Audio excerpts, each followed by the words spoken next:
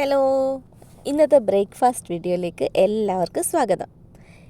ഇന്നൊരു breakfast video ആയിട്ടാണ് വന്നിരിക്കുന്നത്. ഇഡലിയും പൊട്ടുകടല ചട്നിയും. പൊട്ടുകടല എന്നാണ് ഞങ്ങൾ പറയാറ്. എന്താ അതിന് വേറെ പേരുണ്ടോയെന്ന് എനിക്കറിയില്ല. അപ്പോൾ ഫസ്റ്റ് ഞാൻ ഒരു കട്ടൻ കാപ്പിയൊക്കെ ഇട്ട് കുടിച്ചു. പിന്നെ ഇഡലി ആദ്യമേ ഉണ്ടാക്കി. ഇഡ്ഡലി ഉണ്ടാക്കിയതിന് ശേഷമാണ് പൊട്ടുകടല ചട്നി ഉണ്ടാക്കിയത്. അതായത് തേങ്ങയില്ലാതെ സവാളയൊക്കെ വഴറ്റി ഉണ്ടാക്കുന്ന ചമ്മന്തിയാണ്. പൊട്ടുകടലയും കൂടിയിട്ട് അരച്ചുണ്ടാക്കുന്നതാണ്.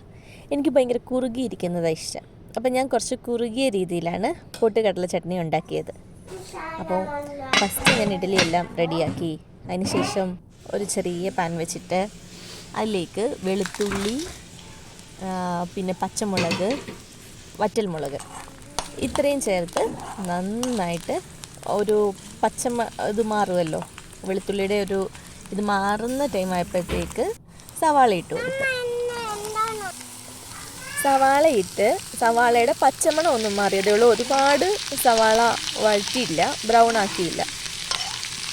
ചെറുതായിട്ടൊന്ന് സവാള വാടി തുടങ്ങി സവാളയുടെ ഒരു പച്ചമണം മാറുന്നിടം വരെ മാത്രമാണ് വഴറ്റിയത്. അത് കഴിഞ്ഞിട്ട് ഉപ്പിട്ട് കൊടുത്തിട്ടുണ്ട്. ഉപ്പിട്ടിട്ട് പൊട്ടുകടലയും തീയൊക്കെ ഓഫാക്കിയിട്ട് പൊട്ടുകടലയും കൂടിയിട്ട് അരച്ചെടുക്കുക ചെയ്തത്. ഇതൊരു മധുരൈ സ്റ്റൈൽ ചട്നിയാണ്. പൊട്ടുകടലയും കൂടി ചേർത്തിട്ട് അരച്ചെടുത്ത് വെള്ളം കൂട്ടി വേണം അരച്ചെടുക്കാൻ. ഞാൻ പക്ഷേ കുറച്ച് കുറുകിയാണ് ഉണ്ടാക്കിയത്. എനിക്ക് വെള്ളമായിട്ടിരിക്കുന്ന ചട്നിയേക്കാളും ഇഷ്ടം കുറച്ച് കട്ടിയായിട്ടുള്ള ചട്നിയാണ് ഇഷ്ടം. അപ്പം ഞാൻ കുറച്ച് വെള്ളം കുറച്ചൊഴിച്ച് പൊട്ടുകടല കുറച്ചേറെ ചേർത്തിട്ടാണ് അരച്ചെടുത്തത്. അപ്പോൾ എല്ലാവരും ഒന്ന് ട്രൈ ചെയ്ത് നോക്കുക. എല്ലാവർക്കും ഇഷ്ടപ്പെടും. Thank you.